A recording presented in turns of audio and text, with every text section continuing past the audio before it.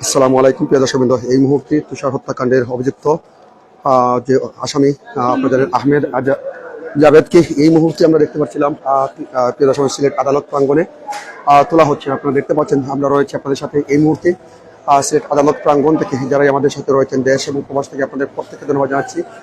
দেখতে পাচ্ছেন আহমেদ জাভেদকে ইতিমধ্যেই তুষার হত্যাকাণ্ডের অভিযুক্ত সেই আসামি জাভেদকে কিন্তু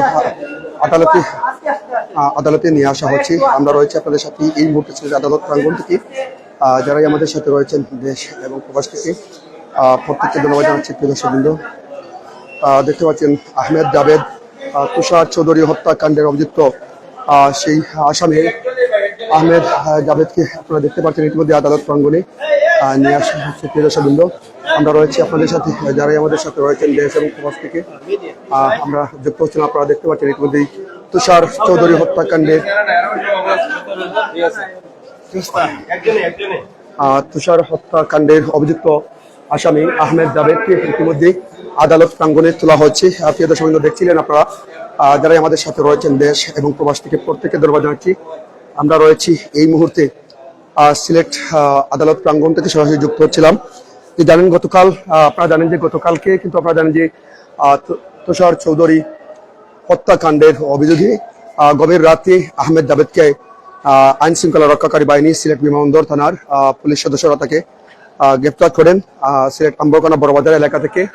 আর এই মুহূর্তে আমরা দেখতে পাচ্ছিলাম যে সিলেট যে আদালত প্রাঙ্গণে কিন্তু সেই অভিযুক্ত আসামি আহমেদ জাভেদকে কিন্তু ইতিমধ্যে আদালতে নিয়ে আসা হয়েছে। যারাই আমাদের সাথে রয়েছেন দেশ এবং প্রবাসী প্রত্যেককে ধন্যবাদ জানাচ্ছি। এবং আপনারা দেখতে পাচ্ছেন আমরা রয়েছি সিলেট আদালত প্রাঙ্গণ থেকে আপনাদের সাথে যুক্ত হচ্ছিলাম। দেশ এবং প্রবাসীর যে সমস্ত ভাই বোনেরা রয়েছেন আপনাদের মতামত কমেন্ট করে জানিয়ে দিন প্রিয় দর্শকবৃন্দ। আর আমরা রয়েছি আপনাদের সাথে এই মুহূর্তে সিলেট আদালত প্রাঙ্গণ থেকে। আর ইতিমধ্যেই আপনারা জানেন যে তুষার চৌধুরী হত্যাকাণ্ডের 20 বছর বয়স তুষারের সে আইএলটিএস পরীক্ষা ইতিমধ্যে আইএ পরীক্ষা দিয়ে কিন্তু আপনারা জানেন যে ডিগ্রি পরীক্ষায় ভর্তি হয়েছিল, ক্লাসে ভর্তি হয়েছিল এবং আইএলটিএস পরীক্ষা দিয়ে সে উত্তীর্ণ হয়েছিল এবং 6 পয়েন্ট পেয়ে সে অর্জন করে এবং কিছুদিন পর সে প্রবাসী উচ্চশিক্ষার জন্য যাওয়ার প্রক্রিয়াধীন ছিল। এর আগেই গতকাল আপনারা জানেন যে রাতে সিলেট বিমানবন্দর থানাধীন যে পূর্ব শাহী ঈদগাহ দলদলি বাগান এলাকার রাস্তার পাশে তাকে দুর্বৃত্তরা ছুরিকাঘাত করে রাস্তায় ফেলে যায় এবং স্থানীয় মানুষজন দেখে তাকে উদ্ধার করে সিলেট এমএডি ওসমানী মেডিকেল হাসপাতালে নিয়ে যাওয়ার পর কর্তব্যরত চিকিৎসক তাকে মৃত ঘোষণা করেন।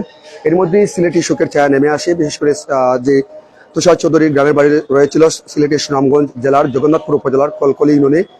সিলেট নগরীতে পরিবার মা বাবা সবাইকে নিয়ে বসবাস করতেন সিলেটের রায়নগর দরজীবন এলাকায়। প্রিয় দর্শকবৃন্দ, যাই হোক এই ছিল এই মুহূর্তে সর্বশেষ আপডেট। সবাইকে ধন্যবাদ জানিয়ে বিদায় নিচ্ছি। আসসালামু আলাইকুম রহমতুল্লাহি ওয়া বারাকাতুহু।